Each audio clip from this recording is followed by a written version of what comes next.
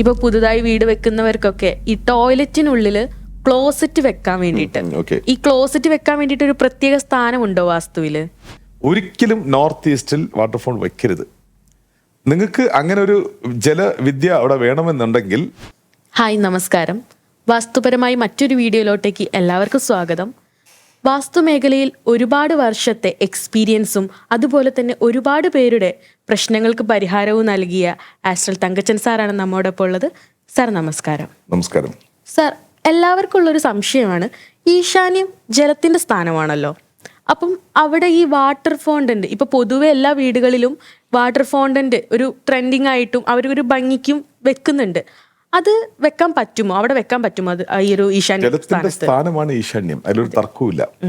ജലത്തിന്റെ സ്ഥാനം തന്നെയാണ് ഈശാന്യം. ഈശാന്യം മീൻസ് വടക്കും കിഴക്കും കൂടെ ചേരുന്ന മൂല. അത് ജലത്തിന്റെ സ്ഥാനമാണ്. ഒരു വാട്ടർ ഫോണ്ട് വെക്കാമെന്നുള്ള ചോദ്യത്തിൽ വാട്ടർ ഫോണ്ട് എന്താണെന്നാണ് ആദ്യം നോക്കേണ്ടത്. അത് ആ കോർണറിൽ വേണമെന്നുണ്ടെങ്കിൽ നിങ്ങൾക്ക് ഒരു കുഴിക്കുള്ളിൽ, അതായത് ഒരു സമ്പ് പോലെ അല്ലെങ്കിൽ ഒരു ചെറിയൊരു കുളം പോലെ ആ കോർണറിൽ ഭൂമിക്ക് താഴെയായി നിങ്ങൾക്ക് ജലം സംഭരിക്കാം. പക്ഷെ വാട്ടർ ഫൗണ്ട് എന്ന് പറയുന്നത് ഇവർ ചെയ്യുന്ന പരിപാടി ചുമരോട് ചേർന്ന് മതിലിനോട് ചേർന്ന് ഒരു ഡിസൈൻ ചെയ്ത് എങ്ങനെ നോക്കിയാലും ഒരു 2 ടണ്ണെങ്കിലും വെയിറ്റ് ഉള്ള പാറക്കെട്ടിൽ അടുക്കും. അതിന്റെ മേളിൽ ഒരു ചെറിയ ട്യൂബൊക്കെ വെച്ച് ഒരു ഇന്റീരിയർ അതൊക്കെ ചെയ്ത് അതുവഴി ഇങ്ങനെ ജലം ഇങ്ങനെ ചാടി വരുന്നത് പോലെ കാണാനൊക്കെ ഭയങ്കര രസമാണ്. അവിടെ ജലമൂലയിൽ ജലവും ഉണ്ടാവും. പക്ഷെ നമ്മൾ അറിയാത്ത മറ്റൊരു സത്യം, ഈ 1 ടണ്ണോ 2 ടണ്ണോ പാറ അവിടെ അടുക്കി വെക്കുമ്പോൾ അത് എക്സ്ട്രാ വെയിറ്റ് ആവുന്നു ഈശാന്യത്തിൽ. മനസ്സിലായില്ലേ? അവിടെയാണ് ആ വാസ്തുദോഷം വരുന്നത്. ഈ വെള്ളം ഒഴുകി അവിടെ നിന്ന് തന്നെ ബാക്കായി തിരിച്ചു വന്നുകൊണ്ടിരിക്കും. അപ്പൊ അതൊരു വസ്തുവിന് തുല്യമാണ്. വെള്ളം താഴെ വരുന്ന വെള്ളം മറ്റൊരു ട്യൂബിലൂടെ തിരിച്ച് മേളിലോട്ട് പോയി തിരിച്ച് താഴെ ഒഴുകുന്നു. ജല സാന്നിധ്യം എന്നതിനേക്കാൾ അപകടം അത്രയും വെയിറ്റ് ഈശാന്യത്തിൽ കയറുന്നു. അതുകൊണ്ട് അവിടെ അത് അരുത്. ഒരിക്കലും നോർത്ത് ഈസ്റ്റിൽ വാട്ടർഫോൾ വെക്കരുത്. നിങ്ങൾക്ക് അങ്ങനെ ഒരു ജലവിദ്യ അവിടെ വേണമെന്നുണ്ടെങ്കിൽ നിങ്ങൾക്ക് അതൊരു കുഴിയായി, ഒരു വൃത്താകൃതിയിലുള്ള ഒരു കുഴിയായി അവിടെ കുറച്ച് താമരയോ കുറച്ച് ഫിഷോ ഒക്കെ ഇട്ട് ആ രീതിയിൽ നിങ്ങൾക്ക് നോർത്ത് ഈസ്റ്റിൽ ചെയ്യാം. മറിച്ച് ഇത് നൈരുതിയിലാണെങ്കിൽ അല്ലെങ്കിൽ കന്നിയിലാണെങ്കിൽ ഇത് 100% ശരിയാണ്. അവിടെ ഈ വാട്ടർ ഫോണ്ട് വയ്ക്കുന്നതിനൊക്കെ ഒരു തെറ്റില്ല. പക്ഷെ ഈശാന്യത്തിൽ വാട്ടർ ഫോണ്ട് വയ്ക്കുമ്പോഴത്തേക്കും അതിന്റെ വെയിറ്റ് അടിസ്ഥാനത്തിൽ അത് വലിയൊരു തെറ്റായി മാറുന്നു. നിങ്ങൾക്ക് പ്രതീക്ഷ ഫലം അവിടെ കിട്ടില്ല. അതുകൊണ്ട് ഈശാന്യത്തിൽ അതായത് പിന്നീട് കണ്ടുവരുന്ന ഒരു പ്രശ്നമാണ്, ഇപ്പൊ പുതുതായി വീട് വെക്കുന്നവർക്കൊക്കെ ഈ ടോയ്ലറ്റിനുള്ളിൽ ക്ലോസറ്റ് വെക്കാൻ വേണ്ടിയിട്ട് ഈ ക്ലോസറ്റ് വെക്കാൻ വേണ്ടിയിട്ട് ഒരു പ്രത്യേക സ്ഥാനമുണ്ടോ വാസ്തുവില്? ഈ വാസ്തുവിൽ ടോയ്ലറ്റ് കടന്നുകൂടി തന്നെ അടുത്ത കാലത്താണ്. വീട്ടിനുള്ളിൽ ടോയ്ലറ്റ് ഇല്ലായിരുന്നു. അതുകൊണ്ട് ടോയ്ലറ്റ് ഈ അടുത്ത കാലത്ത് കടന്നുകൂടിയതാ. വാഷ് ബേസിനകത്ത് അടുത്ത കാലത്ത് കടന്നുകൂടിയതാ. പിന്നെയാണെങ്കിലോ ഓവൻ, ഗ്യാസ് സ്റ്റൗ, സിലിണ്ടർ, ഇങ്ങനെ washing machine, utility work area, ഇതൊക്കെ എല്ലാം ഈ അടുത്ത കാലത്ത് കടന്നുകൂടിയതാ. അപ്പോ ഇതിന് വളരെ മനോഹരമായി പഴയ വാസ്തുവിൽ പുതിയ അപ്ഡേറ്റ് ചാലിച്ച മഹാന്മാർക്കാണ് ഇതിനകത്തുള്ളൊരു വാസ്തു വേറൊരു കോൺസെപ്റ്റാണ്. ഇതൊക്കെ അപ്ഡേറ്റ് ചെയ്ത് വരുമ്പോൾ നമ്മൾ അതിനെ തിരഞ്ഞെടുക്കുമ്പോൾ എല്ലാം വാസ്തുവിലോട്ട് കൊണ്ടുവന്ന് നമുക്ക് ആ വീട്ടിൽ ജീവിക്കാൻ പറ്റില്ല. പക്ഷെ ഈ ചോദിച്ച ചോദ്യത്തിന് മനോഹരമായ ഒരു വാക്ക് എനിക്ക് ഓർമ്മ വരുന്നു. ദശരഥ മഹാരാജാവ് ഒരു പ്രത്യേക വാദപ്രതിവാദത്തിൽ അദ്ദേഹം ഉന്നയിക്കുന്ന ഒരു വാക്കുണ്ട്, സൂര്യനെ പാർത്ത് മലസരം കളിപ്പവൻ പോൽ മൂഢൻ നാനില്ലേ എന്ന് ഒരു വാക്ക് വരുന്നുണ്ട്. അതിനർത്ഥം സൂര്യപാതയിൽ അല്ലെങ്കിൽ സൂര്യനെ നോക്കി, സൂര്യപാത എന്ന് പറയുന്നത് കിഴക്ക് പടിഞ്ഞാറുകളെല്ലാം സൂര്യപാതയെന്ന് വരുന്നു. അപ്പം ആ സൂര്യപാതയെ നോക്കി വിസർജനം ചെയ്യുന്ന മൂഢൻ ഞാനല്ല എന്ന് ഒരു ഗ്രന്ഥങ്ങളിൽ പറയുന്നു. അപ്പൊ അതിനർത്ഥം ആദ്യം മുതൽക്കേ ഈ ഒരു സംവിധാനത്തിന് എതിരാണ്. ഒരു ഭക്തിമാർഗം കഴിഞ്ഞാണല്ലോ ഇപ്പോഴത്തെ ടെക്നോളജി. അപ്പോ ഇന്നത്തെ ടെക്നോളജിയും ഭക്തിമാർഗവുമായി ബന്ധമിടാത്ത പല കാര്യങ്ങൾ എപ്പോഴും ഉണ്ട്. എത്രത്തോളം ടെക്നോളജി വികസിച്ചാലും ചില ഭക്തിമാർഗം, എല്ലാ ഭക്തിമാർഗങ്ങളും ചില ആധുനിക ആധികാരികതയുള്ള ഭക്തിമാർഗങ്ങളും ടെക്നോളജിയും ഇന്നും ആ ബന്ധം വിട്ടിട്ടില്ല. അപ്പൊ അതേപോലെ ചില കാര്യങ്ങൾ നമുക്ക് എവിടെ നോക്കി വിസർജിക്കാനും നമുക്ക് സ്വാതന്ത്ര്യമുണ്ട്. ഒരുപക്ഷെ തൊട്ട് പഴംപുരാണങ്ങൾ തൊട്ട് ഈ സൂര്യപാത നോക്കി വിസർജിക്കൽ എന്നുള്ളൊരു വാക്ക് തുടരെ ആവർത്തിക്കുന്നത് കൊണ്ട് ഒരു പക്ഷേ അത് നമുക്ക് അനുസരിക്കാം എന്നുള്ള ധാരണയിൽ എടുത്തു കഴിഞ്ഞാൽ ക്ലോസറ്റ് എപ്പോഴും വടക്ക് മുഖമായോ തെക്ക് മുഖമായോ ഇരുന്ന് വിസർജിക്കുന്ന രീതിയിൽ ആക്കുന്നത് നല്ലതാണ്. മനസ്സിലേ? ഇനി പടിഞ്ഞാറ് കിഴക്കും വെച്ചാൽ എന്തെങ്കിലും പ്രശ്നമുണ്ടോ എന്ന് ചോദിച്ചാൽ എനിക്കറിയത്തില്ല. അതിനു വേണ്ടിയാണ് ഞാൻ മറ്റൊരു ഗ്രന്ഥത്തിലൊരു ഉദാഹരണം പറഞ്ഞത്. മനസ്സിലേ? പക്ഷെ ഏറ്റവും നല്ലത് വടക്ക് അല്ലെങ്കിൽ തെക്ക് നോക്കി ക്ലോസറ്റ് ചെയ്ത് അങ്ങനെ ആ മുഖമായി ഇരുന്ന് വിസർജിക്കുന്നത് നല്ലത്. സാറിന്റെ അഭിപ്രായത്തില് നമ്മളിപ്പോ സൂര്യൻ ഉദിക്കുന്നത് കിഴക്ക് ദിക്കിലാണല്ലോ. ഓക്കെ അപ്പൊ ബാക്കി ദിക്കുകളും നമുക്ക് അത് വെച്ചിട്ട് നിർണ്ണയിക്കാൻ പറ്റും. ഓക്കെ അപ്പം കോമ്പസ് വെച്ചിട്ട് നമുക്ക് ദിക്കുകള് നോക്കേണ്ട ആവശ്യമുണ്ടോ? കോമ്പസ് വെച്ച് തന്നെയാണ് നോക്കേണ്ടത്. കാരണം സൂര്യൻ ഉദിക്കുന്ന ദിക്ക് കിഴക്കാണ്, അല്ലെങ്കിൽ കിഴക്ക് ഉദിക്കുന്നത് നമുക്ക് സൂര്യനെ ഉദിക്കുന്ന ദിക്കിനെ അല്ലെങ്കിൽ കിഴക്കിനെ നമുക്ക് ഇതുമായിട്ട് സങ്കല്പിക്കാം. ഓക്കെ. പക്ഷെ അവിടെ ഒരു പ്രശ്നം എന്ന് വെച്ച് കഴിഞ്ഞാൽ പല വീടുകളിലും വാസ്തുവില്ലാതെ അവാസ്തുവായി മാറാൻ കാരണം ഇത്തരം കൃത്യതയില്ലായ്മയാണ്. എന്നാൽ സൂര്യൻ എപ്പോഴും ഞാൻ പറയാറുണ്ട്, 2 പാതയുണ്ട്, ഉത്തരായണവും ദക്ഷിണായണവും. 6 മാസം ഉത്തരായണം, 6 മാസം ദക്ഷിണായണം. ഒരു നിശ്ചിത ദിക്കിൽ ഇത്ര ഡിഗ്രിയിൽ റെഗുലറായി സൂര്യൻ ഉദിക്കും എന്ന് ഒരിക്കലും പറയാൻ പറ്റില്ല. സൂര്യന്റെ ട്രൂ കിഴക്ക് 1-2 ദിവസം അല്ലെങ്കിൽ ഒരാഴ്ചയോളം ഉണ്ടാവും.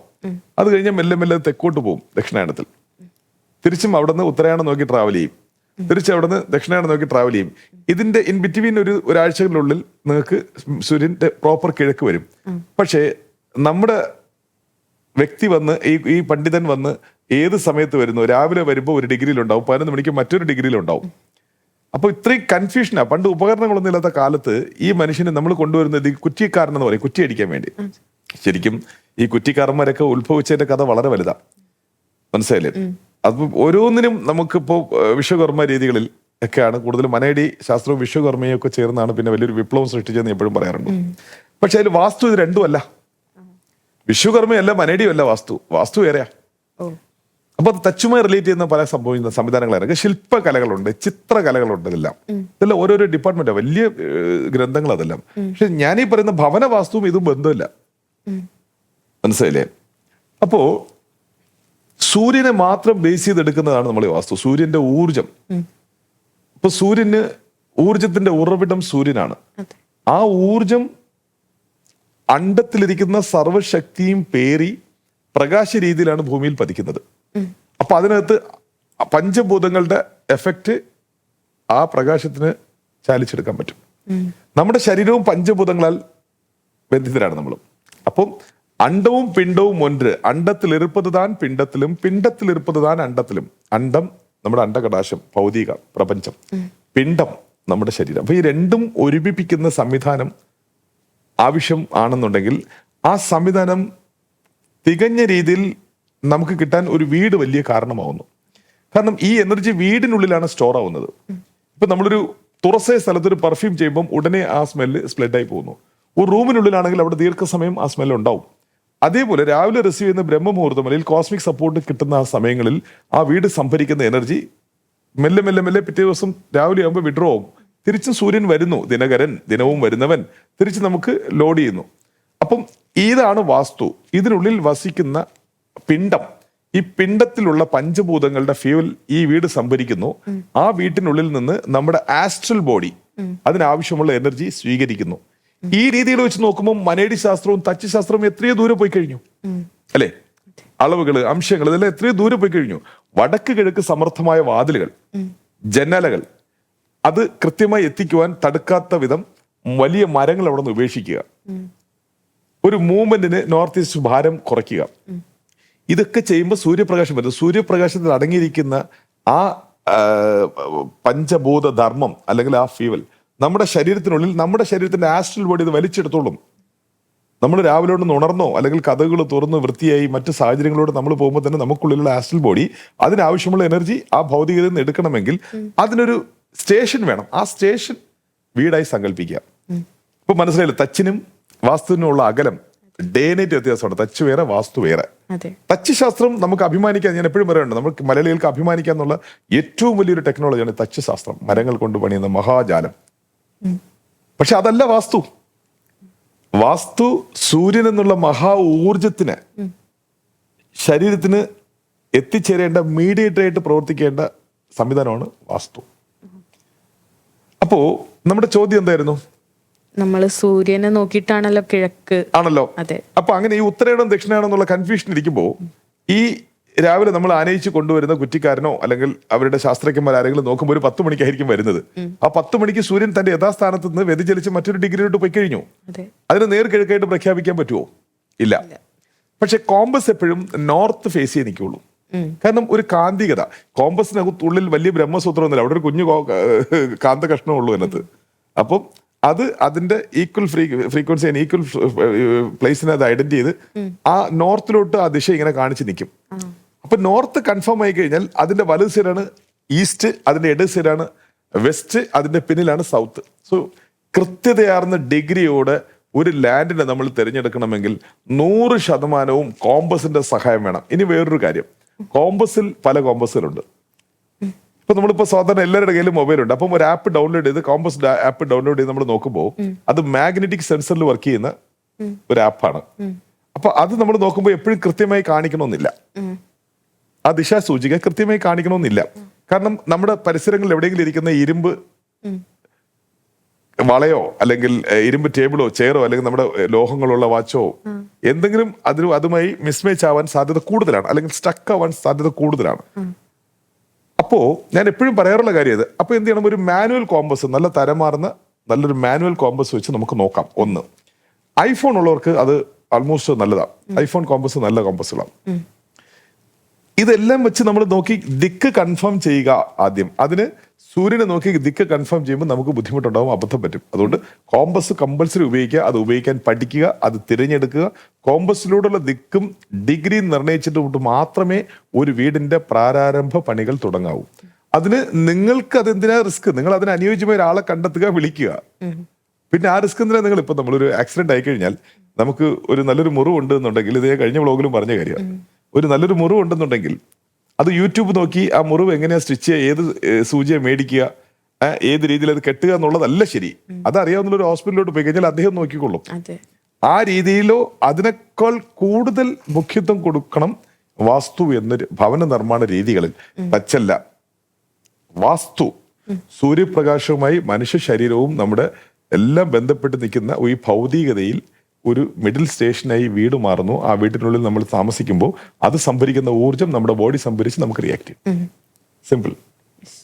കൂടുതൽ പഠിക്കാം, അതിനാണ് ഞാൻ ക്ലാസ് വെച്ചിരിക്കുന്നത്, അതിനാണ് ഞാൻ നമ്പർ വെച്ചിരിക്കുന്നത്. ഏത് സമയത്ത് വിളിച്ചാൽ എന്നെ വിളിക്കൂ, ഞാൻ സംസാരിക്കാമെന്ന് പറയുന്നത്. മറിഞ്ഞു നിന്ന് തെറി വിളിക്കുന്നതിനേക്കാൾ നല്ലതല്ലേ ഫോൺ ചെയ്തൊന്ന് ഒരു സൗഹൃദ സംഭാഷണം നടത്തുന്നത്. അനുജൻ പറഞ്ഞ് തെറ്റാണ്, ഇങ്ങനെ ഒരു വാദം ഉണ്ടെന്ന് പറഞ്ഞ് ആരോഗ്യപരമായി ചർച്ച ചെയ്യുന്നത് എത്രയോ നല്ലത്, അല്ലേ? അതെ. ഇന്നത്തെ വീഡിയോയുടെ അവസാനിപ്പിക്കുകയാണ്. സാറ് പറഞ്ഞ പോലെ നിങ്ങൾക്ക് എന്ത് ചോദിക്കാനും എന്ത് പറയാനും ഉണ്ടെങ്കിൽ സാറിന്റെ നമ്പറിലോട്ട് ഡയറക്റ്റ് ആയിട്ട് ബന്ധപ്പെടാം. സാറ് നിങ്ങളുടെ സംശയങ്ങളൊക്കെ ക്ലിയർ ചെയ്ത് തരും. ഇതുപോലെ മറ്റൊരു അറിവുപരമായിട്ടുള്ള വീഡിയോയ്ക്ക് വേണ്ടിയിട്ട് നമുക്ക് വീണ്ടും കാത്തിരിക്കാം. Thank you.